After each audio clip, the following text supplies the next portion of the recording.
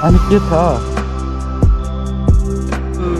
यो चाहिँ नवराज होइन ऊ चाहिँ मोहन भयो अनि हाम्रो यहाँ चाहिँ कल्याण अनि तिमी चाहिँ म राजेन्द्र है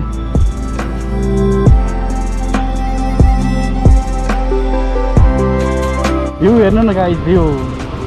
तल त्रिशुली खोला है त्रिशुली खोला हाम्रो नदी अनि तलको हरियाली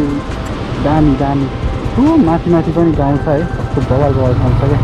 नेपाल हो नि त